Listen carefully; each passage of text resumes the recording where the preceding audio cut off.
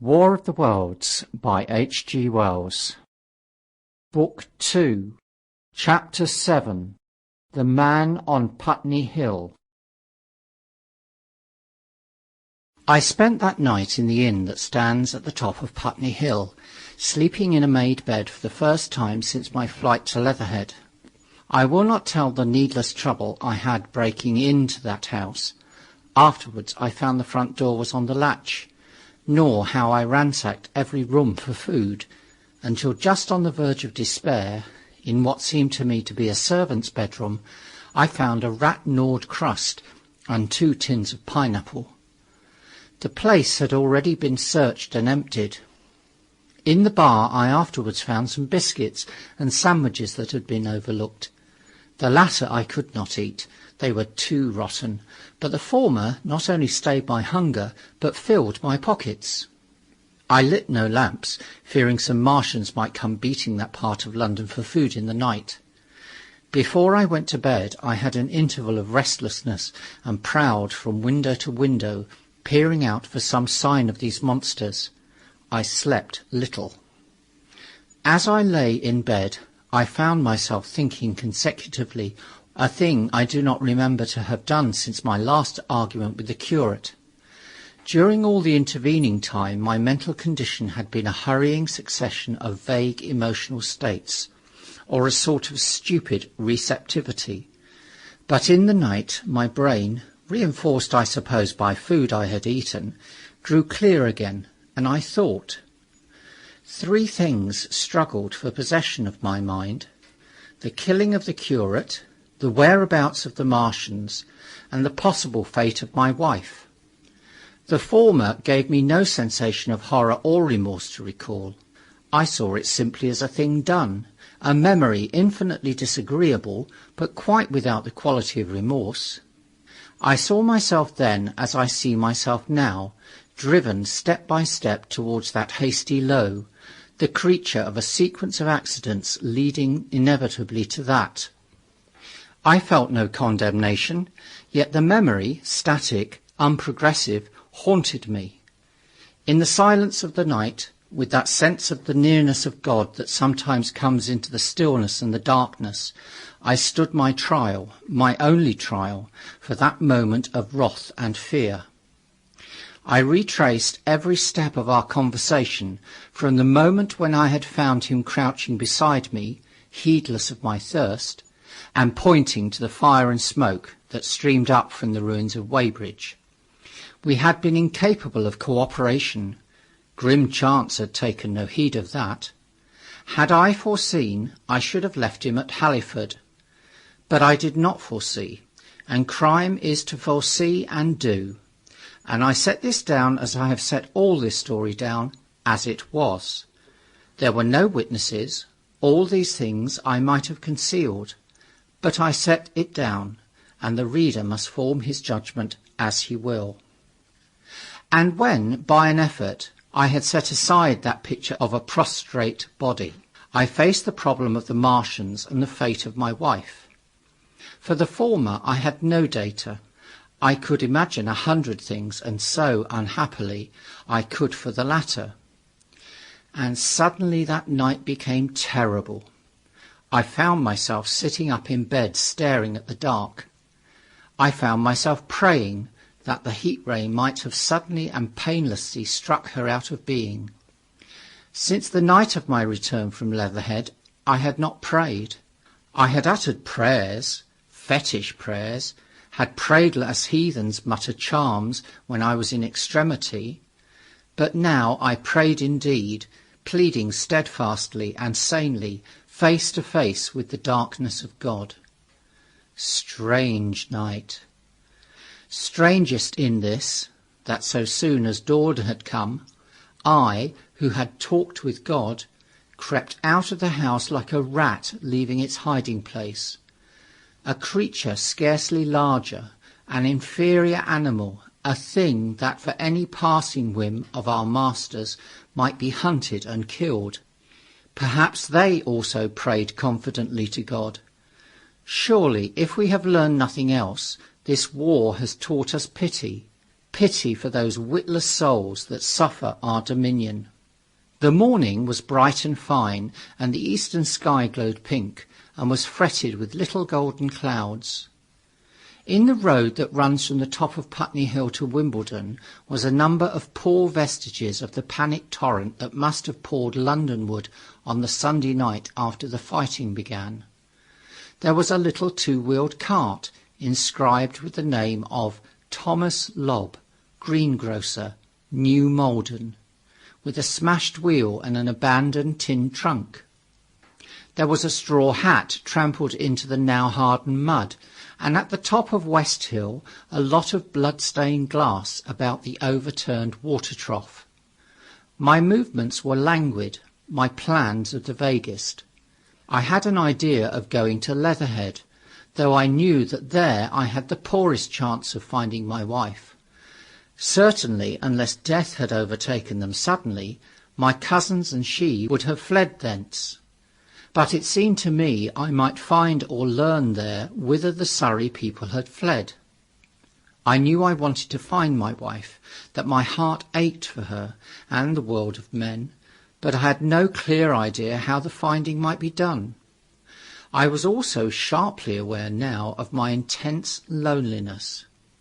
From the corner I went, under cover of a thicket of trees and bushes, to the edge of Wimbledon Common, stretching wide and far.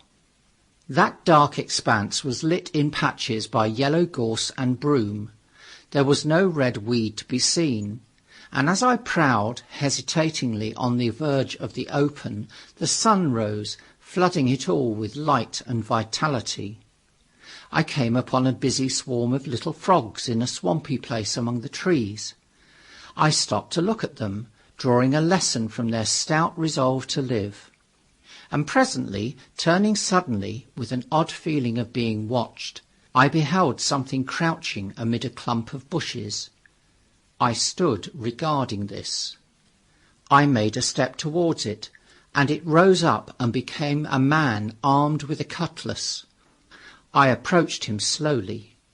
He stood silent and motionless, regarding me. As I drew nearer, I perceived he was dressed in clothes as dusty and filthy as my own.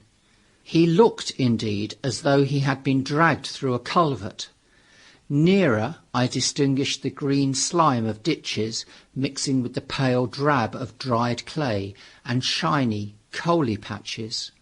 His black hair fell over his eyes, and his face was dark and dirty and sunken, so that at first I did not recognize him. There was a red cut across the lower part of his face. "Stop!" he cried, when I was within 10 yards of him, and I stopped. His voice was hoarse. "Where do you come from?" he said. I thought, surveying him. "I come from Mortlake," I said. "I was buried near the pit the Martians made about their cylinder. I have worked my way out and escaped." "There is no food about here," he said. "This is my country, all this hill down to the river and back to Clapham and up to the edge of the common. There is only food for one. Which way are you going?" I answered slowly. "I don't know," I said. "I have been buried in the ruins of a house 13 or 14 days. I don't know what has happened." He looked at me doubtfully, then started, and looked with a changed expression. "I've no wish to stop about here," said I. "I think I shall go to Leatherhead, for my wife was there." He shot out a pointing finger. "It is you," said he, "the man from Woking, and you weren't killed at Weybridge?" I recognized him at the same moment. "You are the artilleryman who came into my garden." "Good luck," he said. "We are lucky ones. Fancy you." He put out a hand, and I took it. "I crawled up a drain," he said, "but they didn't kill everyone, and after they went away I got off towards Walton across the fields. But it's not 16 days altogether, and your hair is grey." He looked over his shoulder suddenly. "Only a rook," he said. "One gets to know that birds have shadows these days. This is a bit open. Let us crawl under those bushes and talk." Have you seen any Martians? I said. Since I crawled out, they've gone away, cross London, he said. I guess they've got a bigger camp there. Of a night, all over there, Hampstead way, the sky's alive with their lights. It's like a great city, and in the glare you can just see them moving. By daylight you can't. But nearer I haven't seen them. He counted on his fingers. 5 days. Then I saw a couple across Hammersmith way, carrying something big. And the night before last, he stopped and spoke impressively, it was just a matter of lights, but it was something up in the air. I believe they've built a flying machine and are learning to fly. I stopped, on hands and knees, for we had come to the bushes. Fly? Yes, he said, fly. I went on into the little bower and sat down. It is all over with humanity, I said. If they can do that, they will simply go round the world. He nodded. They will, but it will relieve things over here a bit. And besides, he looked at me, aren't you satisfied it is up with humanity? I am. We're down. We're beat. I stared. Strange as it may seem, I had not arrived at this fact, a fact perfectly obvious so soon as he spoke. I had still held a vague hope. Rather, I had kept a lifelong habit of mind. He repeated his words. We're beat. They carried absolute conviction. It's all over, he said. They've lost one, just one, and they've made their footing good and crippled the greatest power in the world. They've walked over us. The death of that one at Weybridge was an accident, and these are only pioneers. They kept on coming. These green stars, I've seen none these 5 or 6 days, but I've no doubt they're falling somewhere every night. Nothing to be done. We're under. We're beat. I made him no answer. I sat staring before me, trying in vain to devise some countervailing thought. This isn't a war, said the artilleryman. It never was a war, any more than there's war between man and ants. Suddenly I recalled the night in the observatory. After the 10th shot they fired no more, at least until the first cylinder came. How do you know? Said the artilleryman. I explained. He thought. Something wrong with the gun, he said. But what if there is? They'll get it right again, and even if there's a delay, how can it alter the end? It's just men and ants.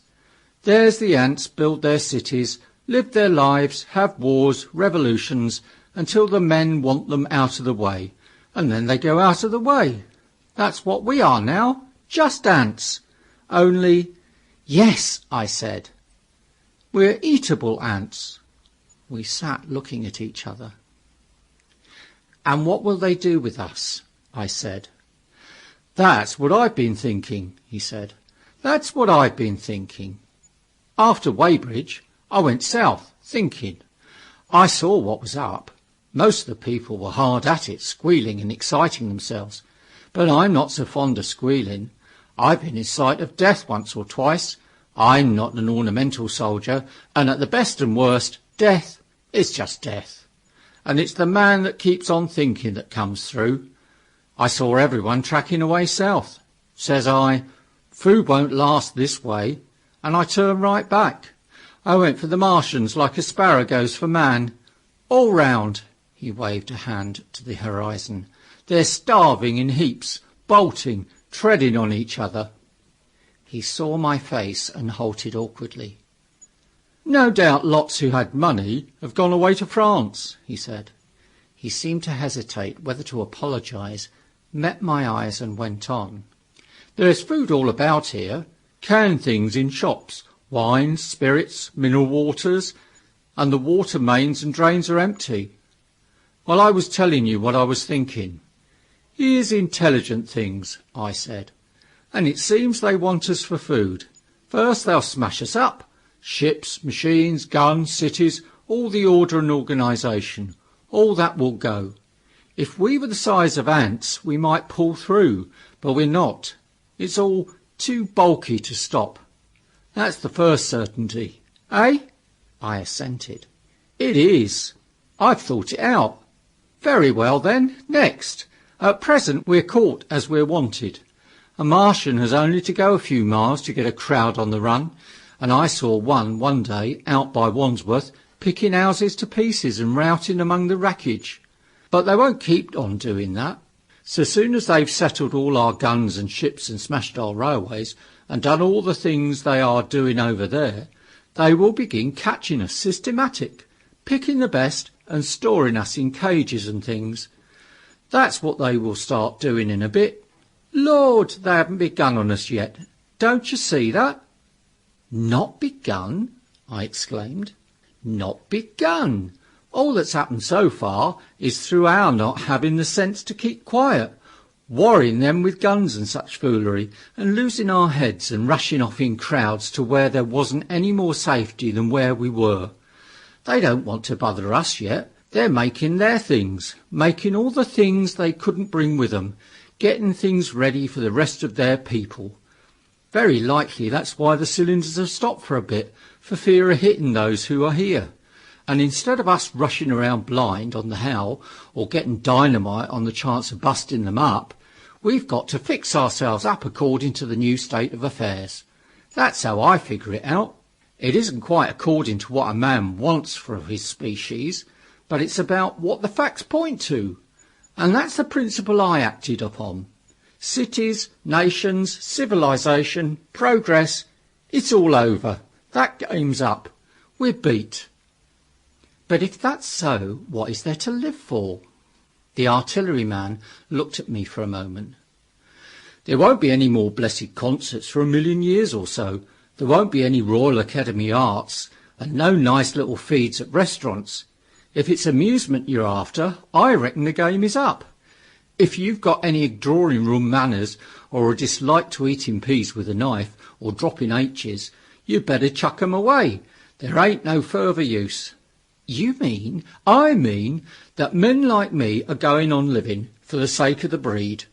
I tell you, I'm grim set on living, and if I'm not mistaken, you'll show what insides you've got too before long.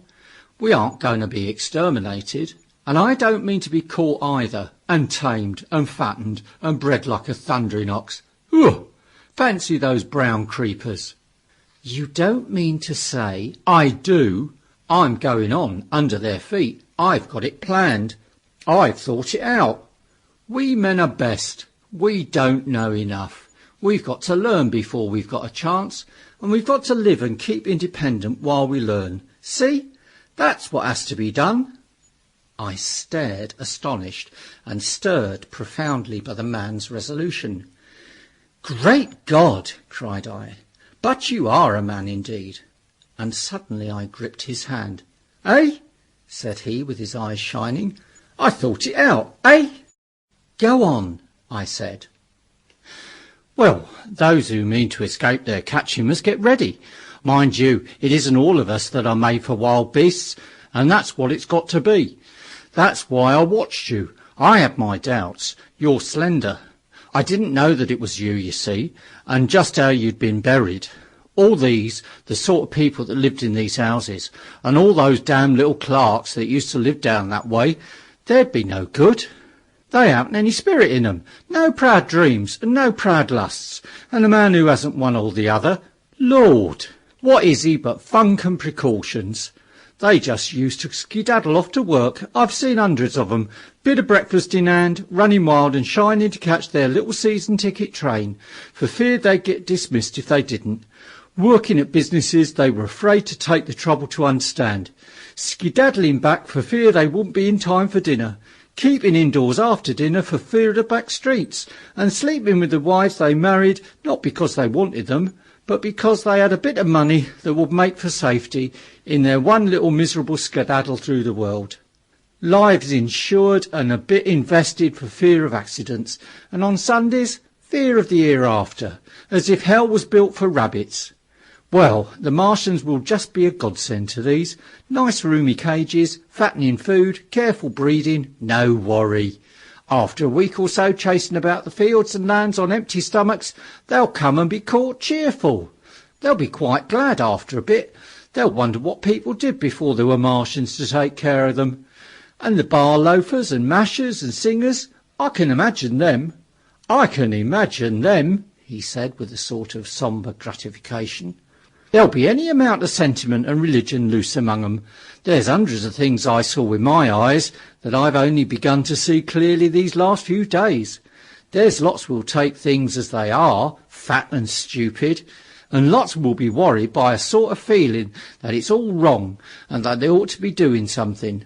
Now, whenever things are so that a lot of people feel they ought to be doing something, the weak, and those who go weak with a lot of complicated thinking, always make a sort of do-nothing religion, very pious and superior, and submit to persecution and the will of the Lord. Very likely you've seen the same things. It's energy in the gale of funk, and turn clean inside out. These cages will be full of psalms and hymns and piety, and those of a less simple sort will work in a bit of, eroticism. He paused. Very likely these Martians will make pets of some of them, train them to do tricks, get sentimental over the pet boy who grew up and had to be killed. And some, maybe, they will train to hunt us.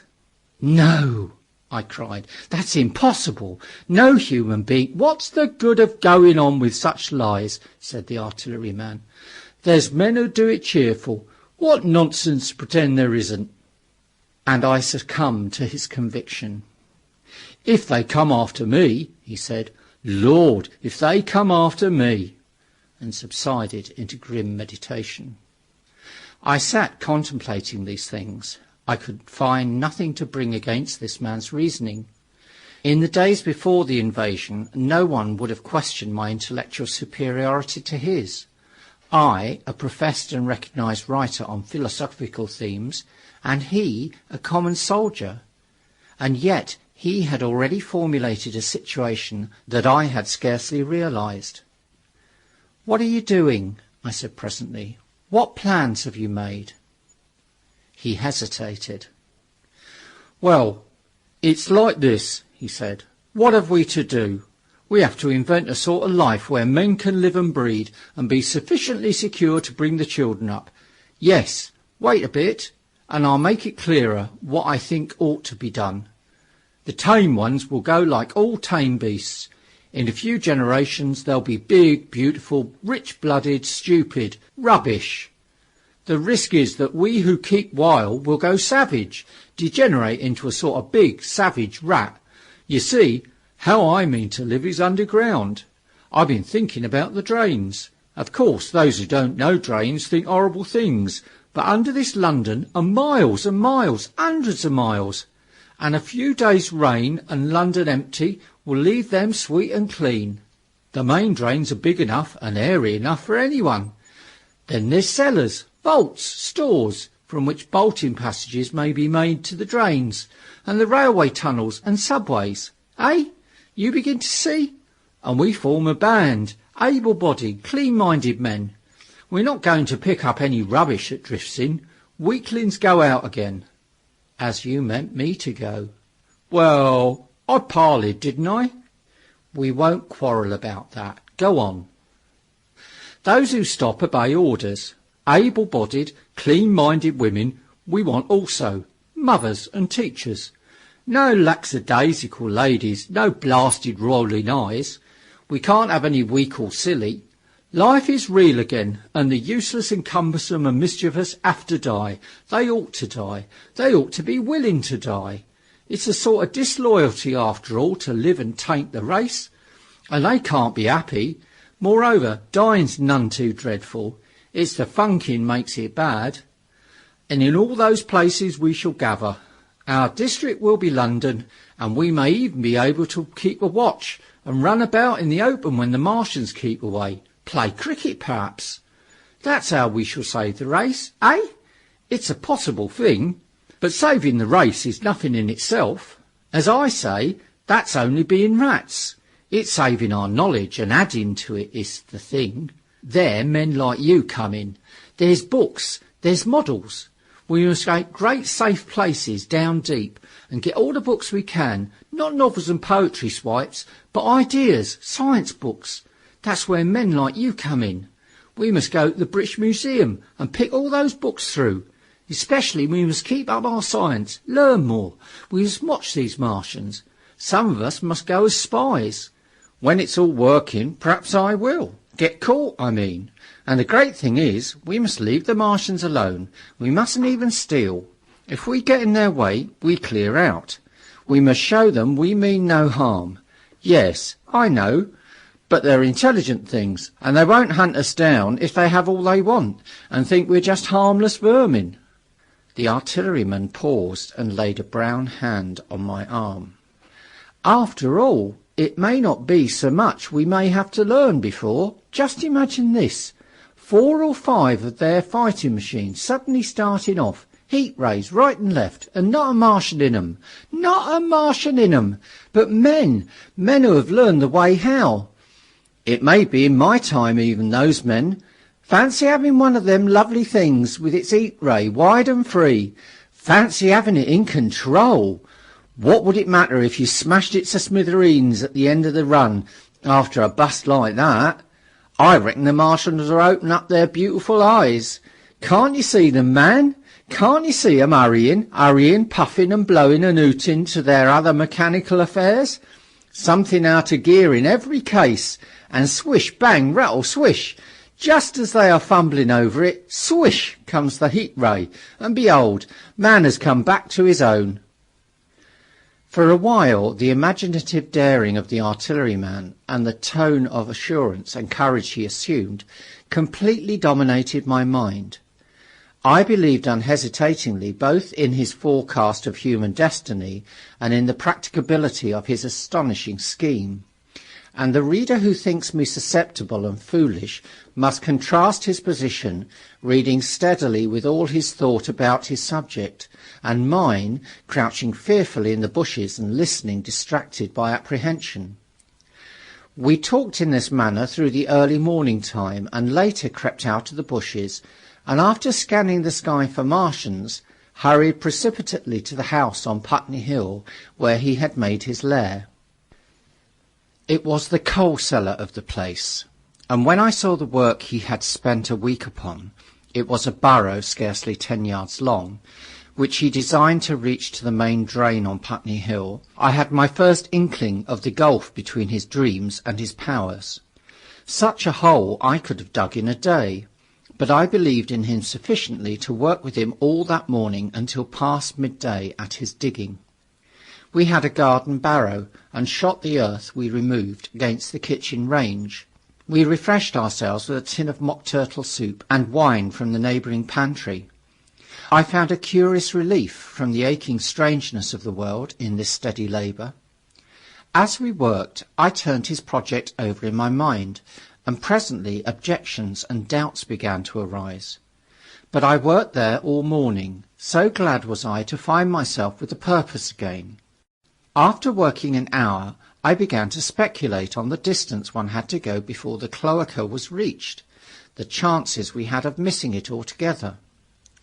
My immediate trouble was why we should dig this long tunnel, when it was possible to get into the drain at once down one of the manholes, and work back to the house.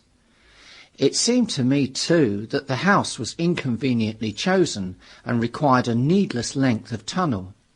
And just as I was beginning to face these things, the artilleryman stopped digging and looked at me.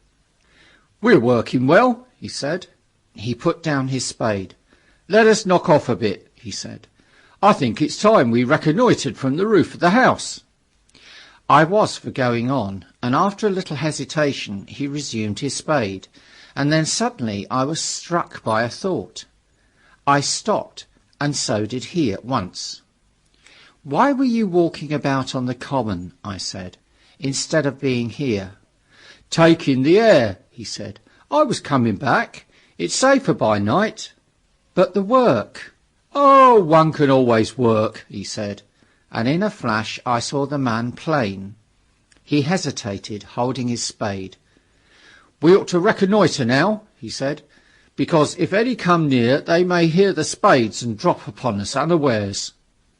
I was no longer disposed to object. We went together to the roof and stood on the ladder peeping out of the roof door. No Martians were to be seen, and we ventured out upon the tiles and slipped down under the shelter of the parapet. From this position a shrubbery hid the greater portion of Putney, but we could see the river below, a bubbly mass of red weed, and the low parts of Lambeth flooded and red. The red creeper swarmed up the trees about the old palace, and their branches stretched gaunt and dead, and set with shrivelled leaves from amid its clusters. It was strange how entirely dependent both these things were upon flowing water for their propagation. Above us neither had gained a footing. Laburnums, pink maize, snowballs, and trees of arbor vitae rose out of the laurels and hydrangeas, green and brilliant in the sunlight. Beyond Kensington, dense smoke was rising, and that and a blue haze hid the northward hills. The artilleryman began to tell me of the sort of people who still remained in London. "One light last week," he said. "Some fools got the electric lights in order, and there was all Regent Street and the circus ablaze, crowded with painted and ragged drunkards, men and women, dancing and shouting till dawn. A man who was there told me. And as the day came, they became aware of a fighting machine standing near by the Langham and looking down at them. Heaven knows how long he'd been there. It must have given some of them a nasty turn. He came down the road towards them and picked up nearly 100, too drunk or frightened to run away." Grotesque gleam of a time no history will ever fully describe. From that, in answer to my questions, he came round to his grandiose plans again. He grew enthusiastic. He talked so eloquently of the possibility of capturing a fighting machine that I more than half believed in him again. But now that I was beginning to understand something of his quality, I could divine the stress he laid on doing nothing precipitately, and I noted that now there was no question that he personally was to capture and fight the great machine. After a time we went down to the cellar. Neither of us seemed disposed to resume digging, and when he suggested a meal, I was nothing loath. He became suddenly very generous, and when we had eaten he went away and returned with some excellent cigars. We lit these, and his optimism glowed. He was inclined to regard my coming as a great occasion. "There's some champagne in the cellar," he said. "We can dig better on this Thameside Burgundy," said I. "No," said he, "I am host today. Champagne! Great God! We've a heavy enough task before us. Let us take a rest and gather strength while we may. Look at these blistered hands." And pursuant to this idea of a holiday, he insisted on playing cards after we had eaten. He taught me euchre, and after dividing London between us, I taking the northern side and he the southern, we played for parish points. Grotesque and foolish as this will seem to the sober reader, it is absolutely true, and what is more remarkable, I found the card game and several others we played extremely interesting. Strange mind of man, that with our species upon the edge of extermination or appalling degradation, with no clear prospect before us but the chance of a horrible death, we could sit following the chance of this painted pasteboard and playing the joker with vivid delight. Afterwards he taught me poker, and I beat him at 3 tough chess games. When dark came we decided to take the risk and lit a lamp. After an interminable string of games we supped, and the artilleryman finished the champagne. We went on smoking the cigars. He was no longer the energetic regenerator of his species I had encountered in the morning. He was still optimistic, but it was a less kinetic, a more thoughtful optimism. I remember he wound up with my health, proposed in a speech of small variety and considerable intermittence. I took a cigar and went upstairs to look at the lights of which he had spoken that blazed so greenly along the Highgate hills.